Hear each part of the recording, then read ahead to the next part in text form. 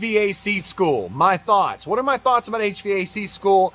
If you are out there and you're thinking about being an HVAC technician and one of your thoughts is, should I go to HVAC school? Today I'd like to talk to you about that, give you my thoughts. I actually attended HVAC school and I went for about 20 months. Only thing I didn't finish was commercial refrigeration. I'm almost certain that was the only thing that I had that I was lacking. I could have went 24 months, finished out the last 4 months with that, but I thought, you know what?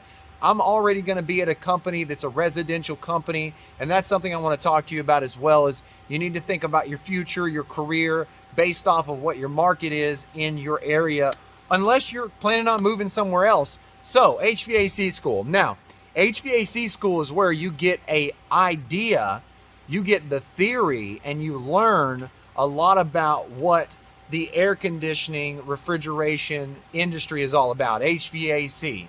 It's all about working on servicing, selling, and installing equipment that is used for heating and cooling people's homes. So you're going to learn theory, you're going to learn the process of removing heat from one place where it's not needed to a place where it is, and you're going to learn about all the different types of equipment that do this. So, but HVAC school is only as good as the teacher that you have. If you have a good teacher, your teacher is going to be paying attention to you and the type of person that you are, whether you are really, really gung-ho, paying attention, trying to learn, listening, and they're going to go, you know what, you got an option here. Okay, if you're not doing what you need to, you're not listening, you're not paying attention, you're not doing the things I want you to do, then you need to get out. And that's a good teacher, because that teacher cares about you. And that's something that I want you to pay attention to. Now, I also want you to realize that HVAC school is usually a technical college. A vocational school is something you can apply for. There's lottery you can apply for. There's scholarship you can apply for. And that's something I was able to do, something that helped me quite a bit. And I want you to be aware of that, so that if you have that opportunity, that option, you need to do that. Why? Because why not get some of your books paid for, or get some of your school paid for to help you to be able to go to school? To be able to afford school is going to be better for you. So definitely pay attention if there's some type of scholarship or lottery available. Now, back to what you learn. If it's hands-on, the school is hands-on, then I think that is the best school that you can attend, because if it's not hands-on training, then you're not going to get the training that you need. Different contractors, different dealers, and companies offer different services.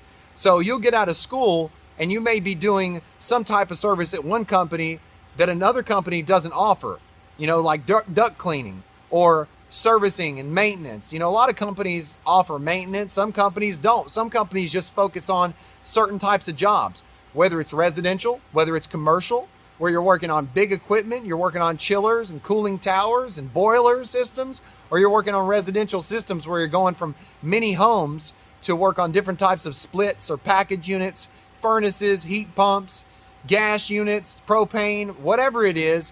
You're trying to familiarize yourself with equipment, but different companies offer different services. That might be something you need to talk about to your teacher and ask what the pros and the cons are. And believe me, different schools are going to have different hiring methods for you. They're going to have different potential employers. They're going to be coming by the schools. They're going to be keeping up with you as a student, because there's different employers that want to know how many students are coming out of this class. And when are they coming out, and who's graduating? And they're going to go to the teacher and they're going to go, hey, do you have anybody that you would recommend? So these are things you need to know as well. But in HVAC school, you're supposed to do hands-on training. You're supposed to learn what tools you need. You're supposed to learn how to use a set of torches and how to bend copper and how to take gas pipe and thread it or cut it and run gas piping or set gas pressure. There's all kinds of different knowledge in HVAC school that you should be learning, and this is some helpful information for you. I think that if you have any specific questions, you need to leave those in the comments. If you haven't hit the subscribe button, it's very easy. Click the button right now. Don't waste any time. That's going to help me. And if you're watching this video and you like it, hit that like button. That helps me. If you want more in-depth training, if you want private videos, click the join button. If you want more videos about HVAC technicians, go check out my playlist, HVAC Tips for Technicians. HVAC school is something I did. And as a technician, when you get out of school, you're often underestimated. You see, there's customers that will look at you and they'll watch you work. And this is an opportunity that I thought was great because I took it and I ran with it. I did the most that I could with it. I talked to the homeowner. This is a part of the best part of your training is being able to win the confidence of the customer and say, you know what? I'm going to talk to you while I'm working so that you don't even realize what I'm doing. And by the time that we finish our conversation, I've already fixed this unit.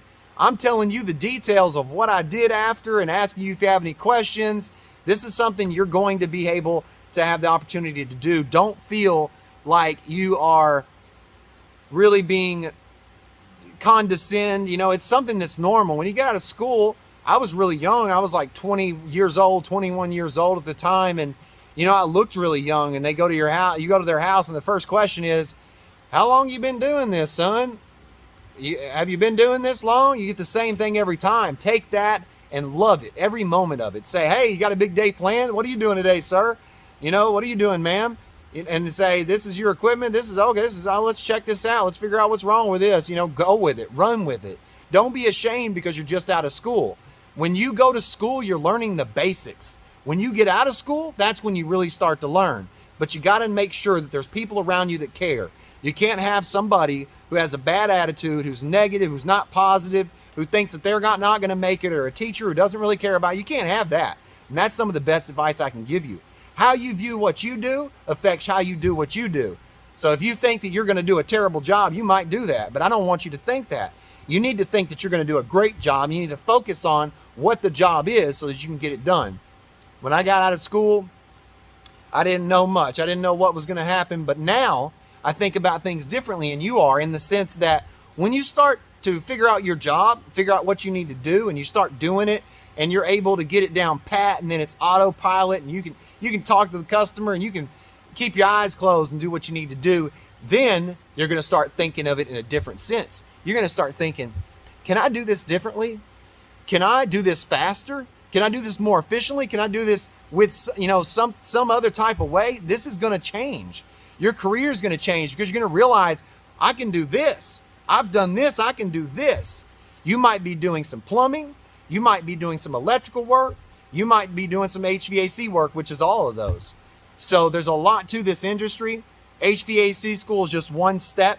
You need to make sure you get in front of the right employer, somebody who's going to let you learn, somebody who's going to treat you like you need to be treated, like somebody who needs to get growth in their career.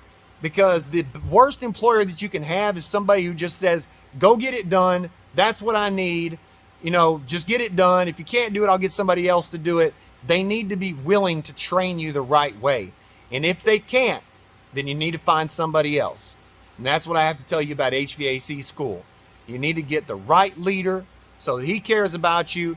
You need to get somebody like I had in my school who jerked all the wires out of the unit and said, wire that up. And 2 days later, I'm still sitting there like, well, my bubba boo, because I didn't have a clue. But I was able to sit and learn because I had somebody who cared about me. And that's what I want you guys to realize, is you've got to make sure that you're not in a circle with people who don't care. So yeah, HVAC school is great. It's just the first step. After that, then you're going to start figuring out, what is the HVAC industry all about? What is the field all about? Some employers just want you to sell products. Some employers want you to sell yourself and a great service, and they want customers who trust them. And that's what it's all about, the relationship. That's what matters. HVAC school is great. Just the first step. Remember that. You have lots of equipment that you have to learn about, lots of things like theory and electricity and how everything works, and motors and how to hook up motors and change motors, all of that. Then you get into selling equipment, or maybe you want to do install. If you want to do install, that is a great way to be very, very busy, because there's not a lot of installers for the HVAC technicians coming out of the field. A lot of the older duct sheet metal scientists, the awesome custom building, square duct, these are a generation that is going away. Now we have all these machines that build duct for us. The companies wait 3 or 4 days for duct work to arrive, and then they go install it. To me, that's no. If nothing is better than the mind and you putting your abilities to the task. That's what it's all about. So I'm Tad. This was Tips for Technicians. I got really hyper on this one. I had the question in the comment section about 30 minutes ago, and I thought, I'm going to take the time to go ahead and answer this. So this was Tad, Tips for Technicians, reminding you, I'll keep you cool if you let me. Thanks for watching, everybody. Please join, be a member, support me. And if you can't, just hit the subscribe button. Thanks.